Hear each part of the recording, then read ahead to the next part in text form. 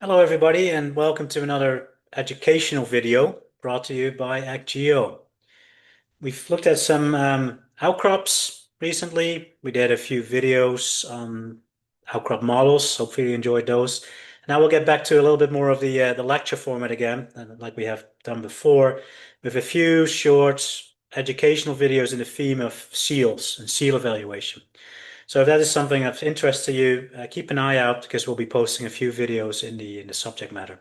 So, seal evaluation is really a critical component to understanding how buoyant fluids like oil and gas, carbon dioxide, hydrogen are retained over long time periods, hundreds to thousands to millions of years in the subsurface.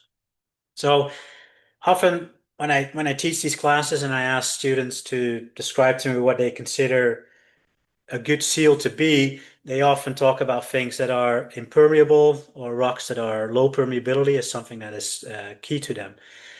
However, permeability as a fundamental process and concept is really not something that is a controlling attribute to the retention of buoyant immiscible fluids. So while it intuitively may correlate to seal aspects, it's not actually permeability is not actually something that plays into understanding seals. Really, escape of fluids, immiscible buoyant fluids through what we consider to call be seals is really one of two things. Either one, I'm breaking the rock, so the fluid pressure gets so high that it exceeds the fracture pressure of the rock, and we'll call this mechanical leakage. And then the other mechanism is really what's called capillary leakage, which really means I'm displacing resident fluids in my seal, usually aqueous fluids, some kind of water, by these invading buoyant fluids. And when you consider granular rock types such as mudstones and shales, in my experience, capillary seal is by far the most common way in which seals are breached. So it's really critical to understand capillary seal and capillary behavior as it exists in fine-grained rocks to understand seals. So in this short video, what we'll do is we'll really focus on very basic fundamental aspects to try to first describe what are capillary forces, what controls them, and how does that play out in retaining or leaking immiscible buoyant fluids such as oil, gas, or CO2 or hydrogen. So when we look at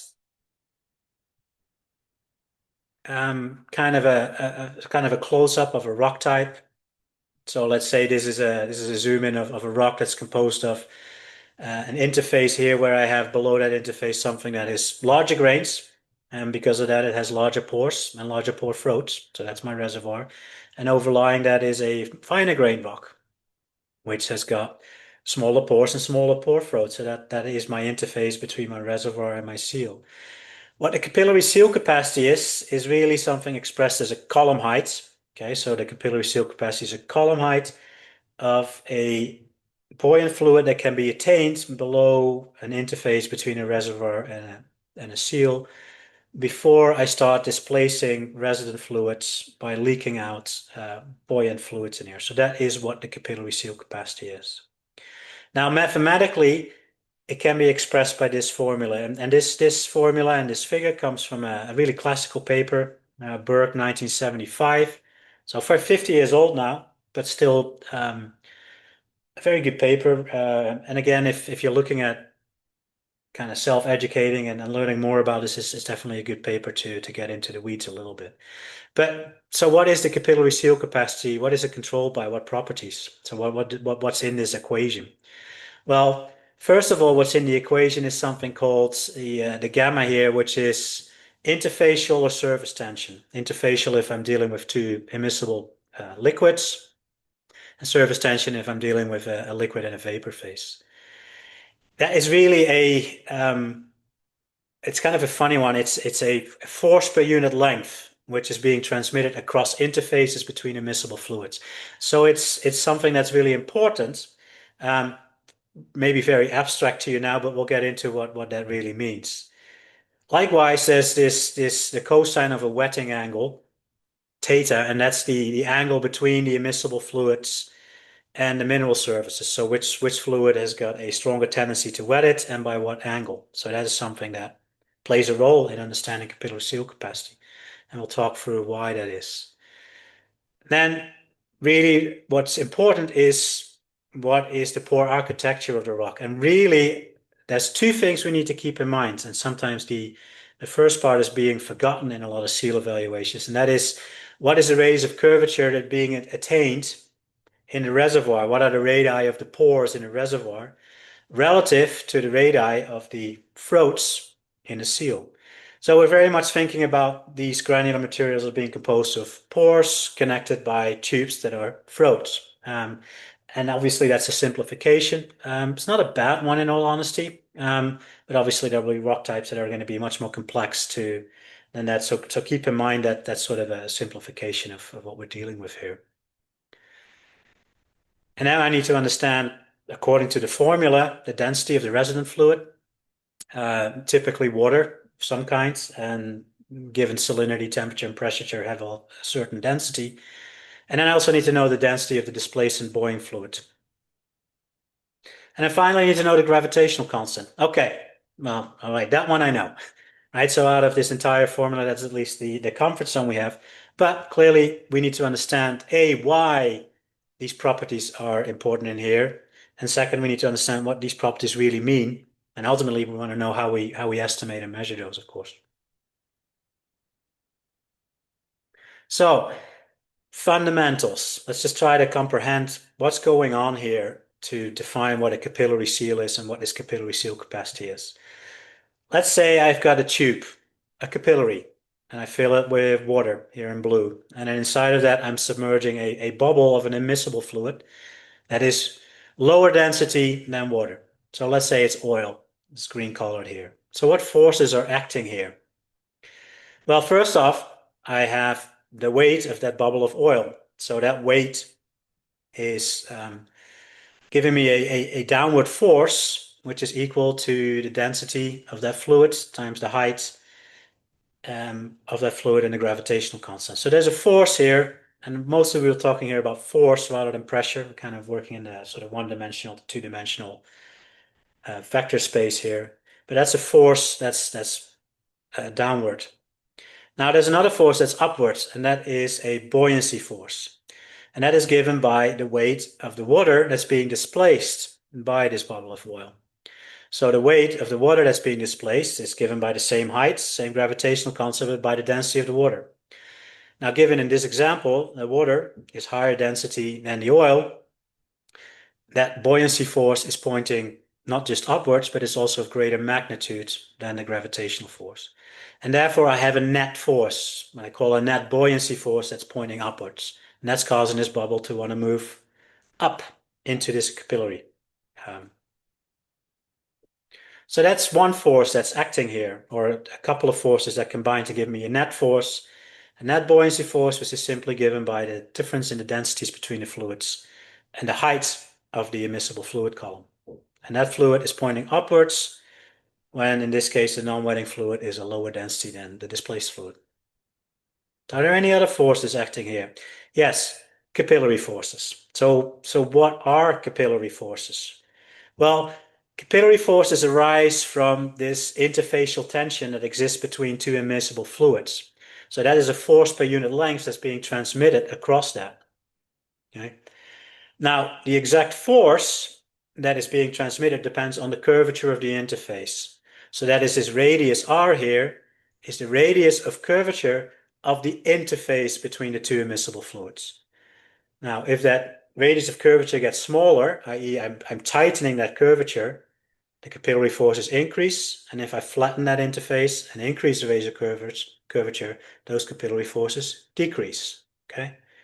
So in this case, in this bubble that's submerged in there, that has a certain radius, there are capillary forces being transmitted across the spherical bubble of oil pointing inwards in all directions. Now, because this bubble is perfectly spherical, that means there is no net force that is pointing in any way. All the forces cancel each other out in terms of a vector. So there's no net force acting upon this that results in a net capillary force. The Interfacial tension or surface tension, the magnitude of that is really strongly correlates to the density difference between the fluids. So the larger the density difference, the larger that interfacial tension and the larger those capillary forces. And then obviously the capillary forces also increase as I decrease the radius of curvature or I tighten that interface. Now for the perfectly spherical bubble of oil, those forces cancel each other out. So I still have a net buoyant force, and what that's going to do is going to make that bubble keep going up at a constant rate of acceleration. So how can I keep that hydrocarbon from leaving the system over long duration time frames to make accumulations of buoyant immiscible fluids in the subsurface? Well, what happens when that bubble that's submerged in this capillary encounters a narrowing of the capillary or of the tube? So if I make the tube narrower up here, what's going to happen? Well, what is going to happen is that for that bubble to squeeze through there, it needs to attain a smaller radius of curvature.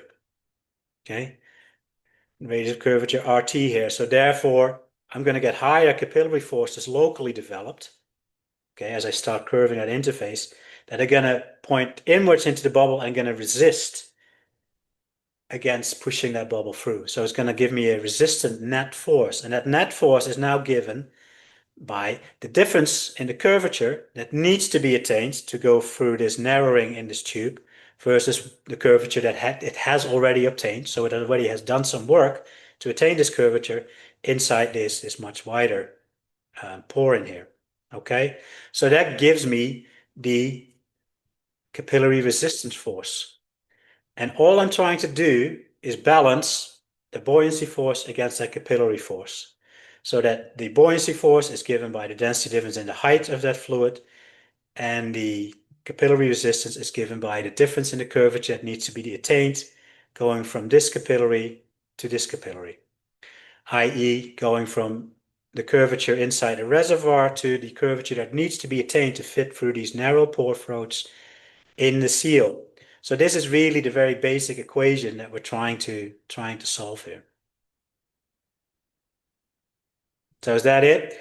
Unfortunately, not quite. Okay. So what we've done here so far is we've made this a perfectly non-wetting immiscible fluid, i.e. the oil does not touch the edge of the capillary. It does not touch the solid edge of my tube.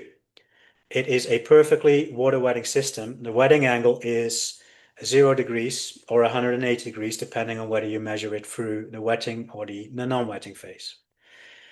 What that means in that system, the radius of curvature is pretty much the same as the radius of my capillary, or at least very, very close to it. So that makes life kind of simple. But what if it's not perfectly water wetting? Does that happen in nature? Yes, that happens in nature. Let's take the extreme view and say, well, what happens if I was perfectly neutral wetting? The edge of my tube had no stronger preference to be in contact with oil or water, so the wetting angle would be 90 degrees. Okay. Now, if the wetting angle is 90 degrees, that means that the interface is going to be flat inside that tube. And as we know from the equation of capillary pressure, that means the radius of curvature is now infinite. The radius curvature is infinite, then the capillary forces go to 0. There are no capillary forces across a flat interface. So if I'm dealing with a neutral wetting system, that is going to be flat. If that is the case, and what I'm really interested in is the wetting in this tube into the seal more so than in the reservoir. So that's really the property we're interested in. But if that doesn't exist, there is no resistance to leakage. So just be very aware that the wettability has this significant impact on the capillary seal capacity of materials. So what if it's something in between, which is typically what happens? We have a wetting angle. Let's say I am still preferentially wetting to water, but it's not perfect. And then it's a case of some kind of basic trigonometry here to figure out how the radius of curvature of the interface, which is really what determines the capillary forces, relates to the actual radius of the tube or the capillary or the pore throat that we are estimating or measuring in some of our data. So if you do that, then it comes out that we need to add in the cosine of this wetting angle to relate the curvature of the interface to the actual radius of, in this case, the tube, and that's where the cosine of the wetting angle comes in. So if you want to test this and if you want to figure it out, if you made this perfectly neutral wetting, so you added in a wetting angle of 90 degrees, the cosine becomes 0 and all the capillary forces disappear. If I made it 1 or 180, which is, if I made it 0 or 180, then the cosine becomes 1. And then the radius of curvature is exactly the radius of the capillary, as we've kind of previously discussed in the simplified case. So that ultimately gives me the equation. So that's how you derive the equation of capillary seal capacity, expressed as a column height that is a function of the interfacial tension, the wetting angle, the radius of curvature in the reservoir relative to what needs to be attained in a seal, and the density difference of the fluids. So that's it. Just to elaborate just a little bit, kind of getting back to the start where we talked about people relating seals with low permeability rocks, because permeability is something we tend to know a lot about because that's really what we care about when we build reservoir models. And it's really this balance of, obviously we got the buoyancy forces associated with the density difference, but viscous forces, so viscosity, which along with pressure is really the key in understanding permeability, dominates timescales of flow that are sort of tens of years, and typically in rocks that can attain high flow rates, reservoirs. So this is really flow at production timescale in reservoirs responding to pressure changes. So that's producing a reservoir. Capillary forces really dominate the flow in rocks with small pores, shales, at migration timescale, thousands or more millions of years. Okay. But obviously that depends a little bit. So what is there a difference between oil, gas, different qualities of reservoir? Yeah, of course there is. So just so that little cheat table to kind of keep your head straight when you should start thinking about different things. So at a migration timescale, so geologic timescale flow, if we're dealing with a high quality reservoir, and for me that is something that has permeabilities, absolute permeabilities greater than about 1 millidarcy, we can ignore both viscous and capillary forces. They're both kind of irrelevant for, regardless of what fluid type I have, whether it's a hydrocarbon vapor or hydrocarbon liquid. When I'm in the shales, it's a capillary world. So if I'm trying to understand flow of immiscible fluids in fine-grained rocks, I really need to understand the capillary force balance. Viscous courses, not so much. In the poor quality reservoir, you're kind of in between. Capillary forces obviously going to be larger because I need to attain tighter curvature, and therefore capillary forces go up in poorer quality reservoirs. And what's really important, and this is something that people tend to forget, as we said before, density difference increases interfacial tension, increases capillary forces. So the capillary forces between a hydrocarbon vapor and water are much, much greater than between a hydrocarbon liquid, oil and water. So capillary resistance, therefore, to moving gas is much greater than oil, which is opposite to what we think about in terms of viscosity. So that's something to keep straight. At production time scales, viscous forces are important for high quality reservoirs. They tend to be small for hydrocarbon gases because they have low viscosity, and they tend to be larger for more viscous fluids like oil. So the viscous forces are opposite in magnitude to capillary forces for these two different fluid types. So that's something to keep straight. However, if you're doing reservoir modeling for poorer quality rocks, reservoirs less than about 1 millidarcy, I would suggest you need to start thinking about capillary forces again, particularly if you're dealing with gas, right? So they're becoming more and more important. And then as I get to the shales, again, even at production time scale, I need to understand these capillary forces. So this is kind of a couple of good tables to have. So with that, that's just a very brief synopsis of just the fundamentals of what is capillary seal capacity, what are the properties associated with that. So interfacial tension, wettability, radius of curvature of the interface in the reservoir relative to the shale, and the density difference, and why those properties have the impact they do. So hopefully that has become much more clear in this video. So in my view, if you want to understand and predict things like column heights, fluid type distribution, reservoir connectivity, and all these other things, if you don't have this fundamental understanding of what properties there are to consider and why, I think you're going to kind of struggle to really kind of focus on the right things. But again, These properties are key if you're working in hydrocarbon systems, in CO2 sequestration, in hydrogen storage, in natural exploration for noble gases. So particularly if you're dealing with shales, something that is a granular material that has porosity and connected pore space as your sealing phases, which we often are.